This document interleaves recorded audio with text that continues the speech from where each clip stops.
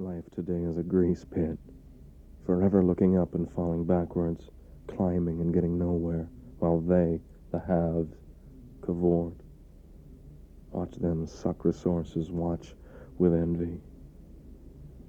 To know beyond doubt now that there really is nothing left to do but indulge yourself while you wait to die. Yeah, sure, you should have been a winner, but that didn't happen. Isn't going to happen, not now. That's clear. To have been a winner. Yeah, have it all come easy. A winner would have steered his life, made the right things happen, would have built something going somewhere, something lasting. But your hopes and dreams will never be realized the way you want them, and there's nothing you can do to stop the slide. And the haves waltz by from beyond your reach. They spit at you and laugh, and still you ogle and praise everything they do. And there you are in your pit, hoping and praying there's a way out of it. You're dreaming up scams, deals, rip-offs, something, anything which can stop the dribbling, bleeding, because you know you'll never make any real money. It's your hand-to-mouth job, biding your time, waiting for the axe to fall. Security, today. Doubt and guilt and failing bodily functions are about all you really can count on, besides the continuity of your fears, your fear of job, fear of feeling, fear of closeness, fear of commitment, fear of decision, fear of loneliness, fear of death, fear of fear, all your fears lined up and leading into the trough of your death. Hunker down, give everything you got to your job. Sure, it's safe within the bowels of Mother Corporation. They'll take care of you. It's a loyal world you can count on, and of course you can trust the boss. Who are you kidding? Job security flickers on the edge of a whisper, and if the numbers don't need you, you're gone, baby. Replaced by someone younger, hungrier, cheaper. Jobs are a thing of the past. There's no more industry.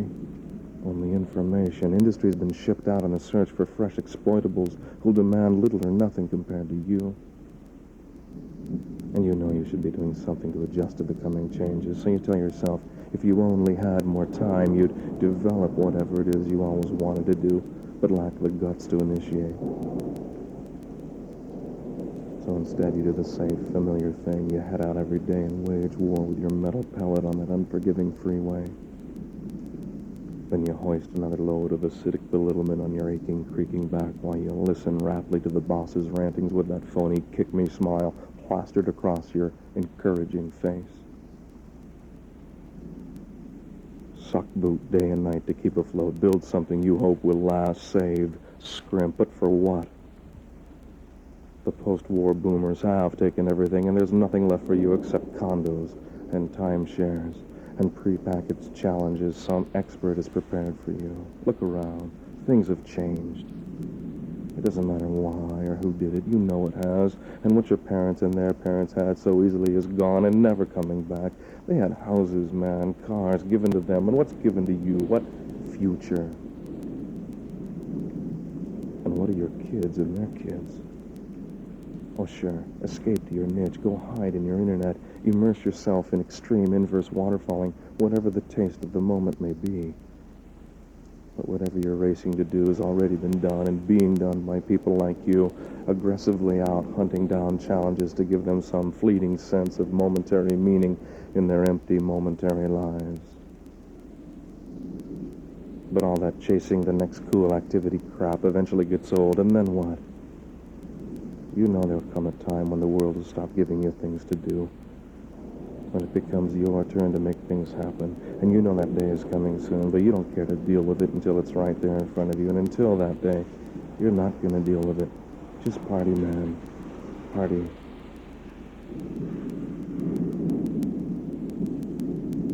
But the party's going to end one day, and then you'll be right back asking the same question, what's next? Sure, keep running. But you can never escape having to deal with being alone. Eventually, aloneness will find you, whether you're safely tucked inside some slot at the corporation with your instincts deleted, or outside the walls of the kingdom wandering around searching for something. Maybe you're still young, stupid, convinced of your opinions, yet still wandering. You hitchhike around, consider yourself fashionably homeless, tribal citizen of the world, but the glamour of poeticizing starvation and filth fades with every uninvited beating or biting remark. And eventually, you'll be out trying to get a job somewhere on the edge of some great American city. Yes, you have to enter the system. What else are you going to do? Public assistance?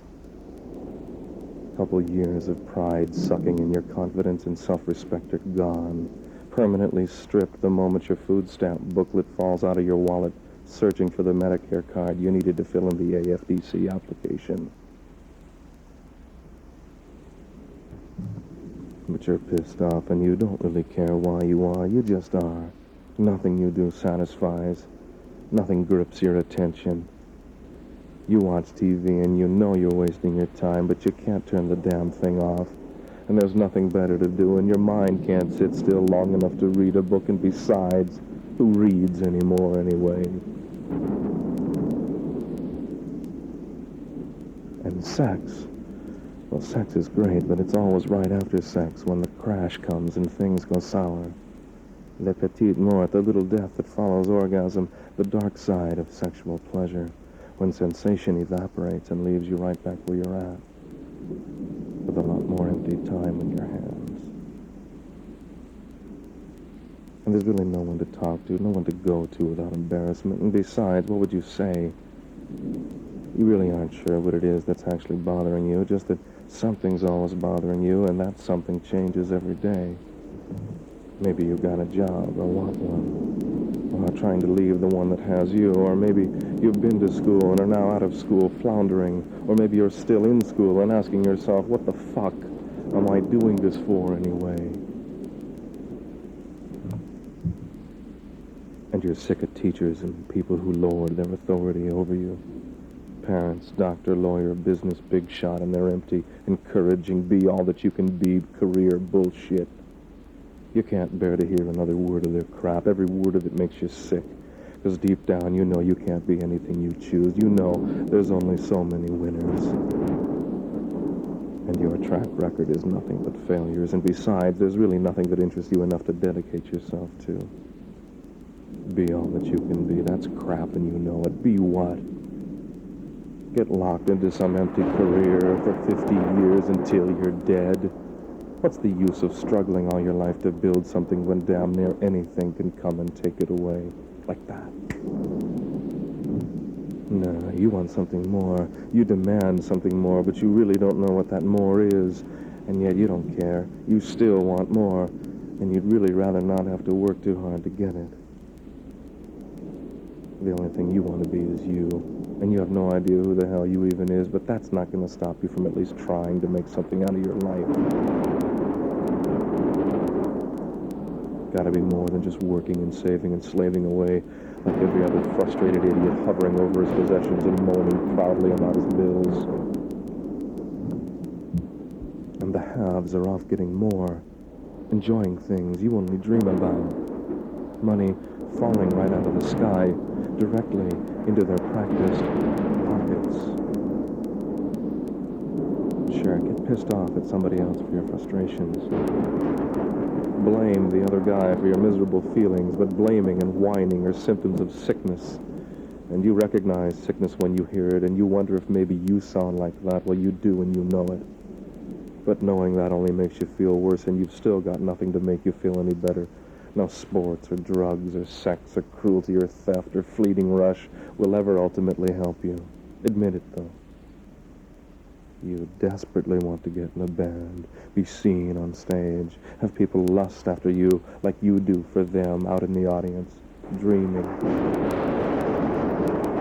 scheming, hoping one day you'll be up there like them, a celebrity. But you really don't want to be like anyone. You just want to enjoy the money and the power and easy party lifestyle, sure. But that's the only part of the illusion you're ever going to see, because there's only a fraction who ever make it up on that stage, and when they get there, it's like nothing they ever dreamed of, and your chances of making it up there are slim and none. But you don't accept that. You want to be famous, have sex with lots of different people, and you're thinking that if you just get the right breaks, you'll get there one day. And if you burn out along the way, hey, at least you were doing what you wanted to do, right? Sure, so you dream, if only. But only happens on TV.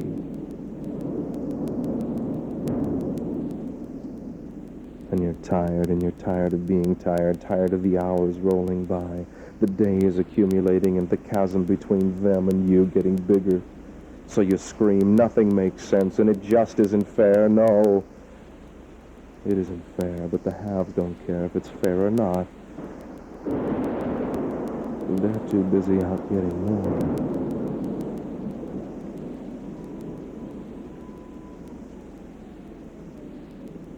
People in jail for stealing Preparation H, while murderers go free to write million-dollar books. There's no justice in the world. The haves live the good life and buy their justice, while you receive your sentence. Hypocrites and liars everywhere. How can you trust anyone if everyone is out to get theirs first?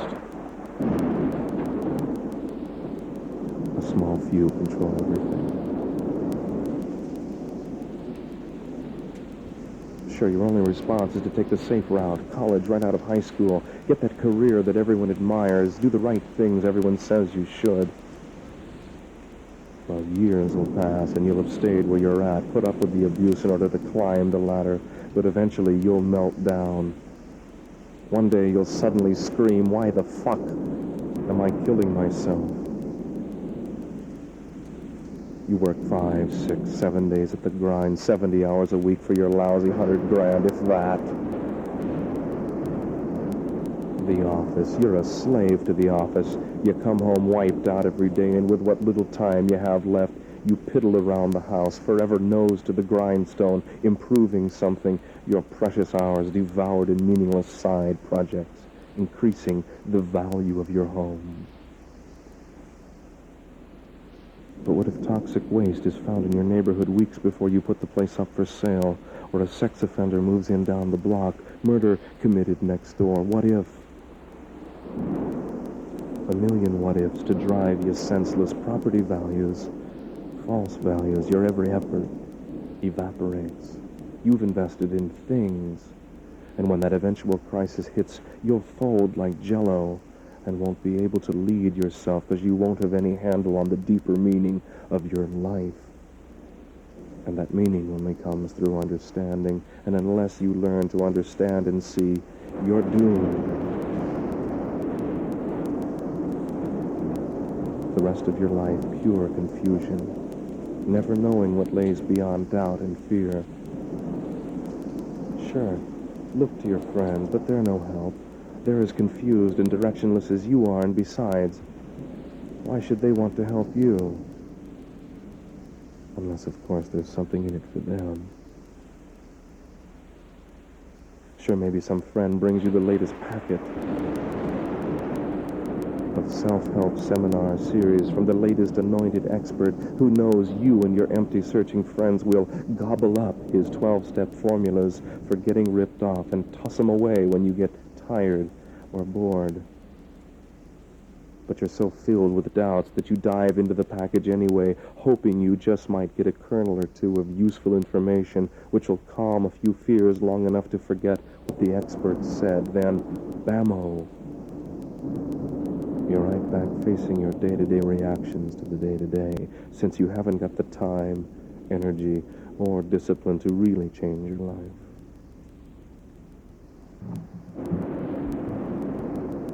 All the while you watch the pit growing deeper. Your memory is fading. The pressure on your shoulders weighing you down.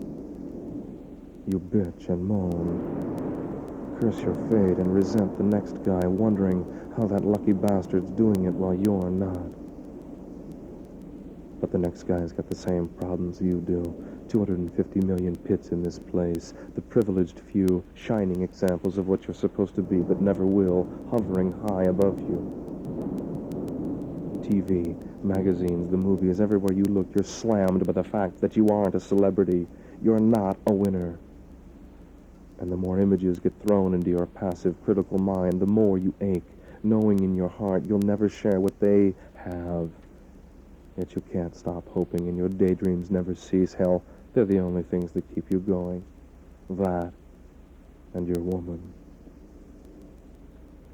But now she's ragging at you, comparing what the rest of them have to what you don't. Picking apart your shortcomings and failures. Examining your weaknesses and signs of calcification. Sure. But you can't blame her, because she's trapped like you, doing her best to survive, and she's waiting for you to put something together and help her ease her strain. But you can't. You can't do anything for her, and her complaints only drive the needle deeper. Oh, you're probably trying to change, sure, change for her. But by the time you've become the person she wanted you to be last week, she's had another flash of insight and now wants you to become something more than what she wanted. And that's why you're scrambling, looking around, researching brochures, reviewing tapes, checking out psychics and investigating gurus, purchasing crystals and how-to books, reconnecting with Dad, rediscovering your lost or forgotten values, getting in touch with the feminine you, finally checking out a therapist, attending a men's group, searching for alternatives, and trying anything you can find to dredge a little confidence out of your shifty personality, furiously poring over every piece of somebody else's attempt to get out of their pit by selling you instructions on freeing yourself. That falls into your sweaty, trembling hands. There you are, standing in line, frothing, paying out your savings so some other guy with the same problems as you but with a little more confidence can live his life in ease while you busily dig into the mysteries of his products. None of those seminars and workshops ultimately change a thing. None of them lasts or relieves the strain of never knowing why you're here and what your life really means. And that's why maybe for the first time in years you've gone to church, searching for a relationship with God and praying that He'll make your life better. So you perform your penance, your conversion, and go to the meetings, smile the correct smile, and hope that He's watching and He'll give you a fucking answer, something tangible and soon. But you're beginning to suspect, like the European smart guys say, that God set this place up, left man's problems in the hands of the Almighty Church, and took off. And maybe you realize now there aren't any miracles coming, that miracles only happen in movies, and it's fucking stupid to keep waiting for something to fall from the sky and walk right up to you and change your life. Yet you're increasingly wondering if the only thing that just might actually save you is that magical something from above, reaching down into your individual little pit and pulling you out. Sure. And life really is some artfully directed conspiracy against you, and you know that someone knows what's really going on. Someone's got the keys to the ultimate truths of the universe, and that's why you're going from one school of hocus pocus to the next. Yeah, somebody's just got to know, and it's probably the government, and they're keeping it from you, sure. They've been in touch with the aliens and UFOs and all psychic phenomenon for years, and they won't share it with you because they know that you'll leave your slot and head off to some new planet, or worse, demand that your dreams of happiness actually happen, and now. Yeah. The only real hope you have is that the UFOs come and take you away, wipe out your debts, free you from the job, and whisk you off to a new life. A life full of changes, happy changes every day. And you want it now. Who cares about a heaven you have to die to get to? Better go and live with the aliens and let them take care of you. Hey, I'm over here. Yeah, what about the Savior and his Armageddon? Well, aren't you just a little too smart to believe in such a convenient, tidy way to clean up the problem of far too many warm bodies? Besides, the haves have already bought up the 144,000 available slots. And where does that leave you? You. Why, if the aliens don't save you, you'll be left with melting polar ice, the greenhouse effect and the ocean's rise, earthquakes popping off, floods and droughts side by side, unstoppable viruses and urban warfare on the grandest scale, and everywhere you'll look, once great systems will break down and come after you.